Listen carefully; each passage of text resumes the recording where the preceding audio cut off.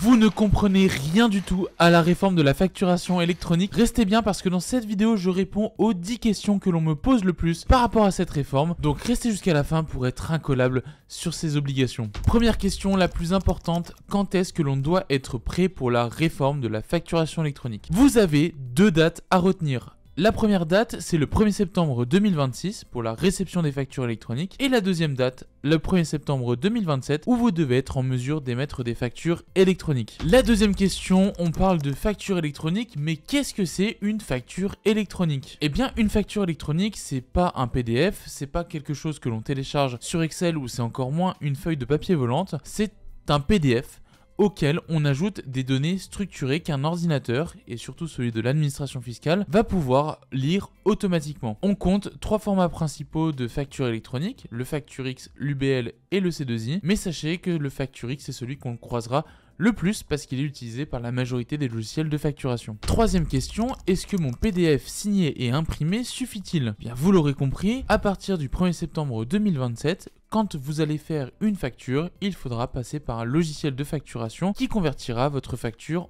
au format FactureX. Vous ne pourrez donc plus utiliser des feuilles volantes ou encore un fichier Excel pour faire vos factures. Qui est concerné par cette réforme? Eh bien, malheureusement, toutes les entreprises en France, qu'elles soient redevables de la TVA ou non, sont concernées par la réforme de la facturation électronique. Vous allez avoir des obligations à des dates différentes, comme je l'ai dit. Le 1er septembre 2026 en réception pour toutes les entreprises de France. À cette date-là, les grandes entreprises, donc plus de 250 employés ou 50 millions de CA, auront l'obligation à le démettre. Et ensuite, au 1er septembre 2027, vous allez devoir émettre des factures électroniques et faire ce que l'on appelle un e-reporting. Un e-reporting, c'est une sorte de déclaration URSSAF, mais vous inquiétez pas, on va revenir ensuite après sur cette obligation. Qu'est-ce que je dois faire si je ne vends qu'à des particuliers ou à des entreprises à l'étranger? Et oui, la réforme de la facturation électronique est un peu différente en fonction de vos clients. C'est-à-dire que l'envoi de factures électroniques à partir du 1er septembre 2026 n'est obligatoire que si vous facturez des entreprises en France. En revanche, vous êtes quand même concerné par la réforme parce qu'en fait, dès lors que vous facturez des particuliers ou même des entreprises à l'étranger, vous devez produire ce que l'on appelle un e-reporting que je vous ai introduit dans le point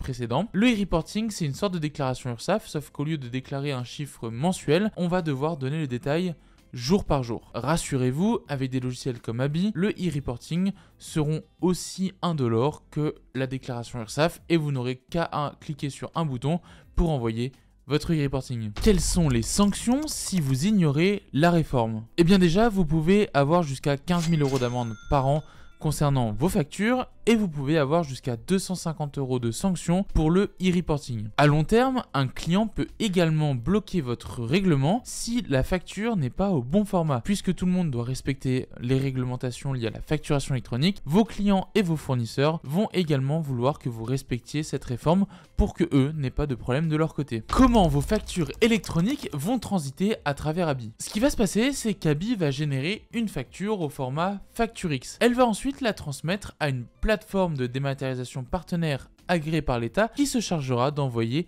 les données de la facture à l'administration fiscale. Dans votre tableau de bord, vous verrez ensuite les statuts déposés, transmis, payés, etc. qui correspondent aux mouvements qui sont liés à votre facture. Qu'est-ce que le e-reporting exactement? On en a déjà parlé plusieurs fois, le e-reporting c'est une sorte de déclaration URSSAF, sauf qu'ici on va se baser sur votre livre des recettes. Il faudra déclarer tous vos revenus jour par jour et en fonction de votre type d'entreprise ou votre régime fiscal, vous allez avoir des fréquences différentes allant de 2 mois jusqu'à 2 fois par mois. J'ai entendu parler de PDP, d'OD, mais qui fait quoi au juste? Le PDP, c'est une plateforme de dématérialisation partenaire. Ce n'est pas nécessairement un logiciel de facturation, mais c'est plutôt quelque chose qui va centraliser des factures et envoyer les données à l'administration fiscale. Ensuite, un opérateur de dématérialisation, là je vous l'ai déjà un petit peu introduit avant, c'est un opérateur qui va se charger de générer votre facture au format FactureX. Sachez qu'un opérateur de dématérialisation peut également être PDP, comme ça va être le cas pour Abi, qui se fera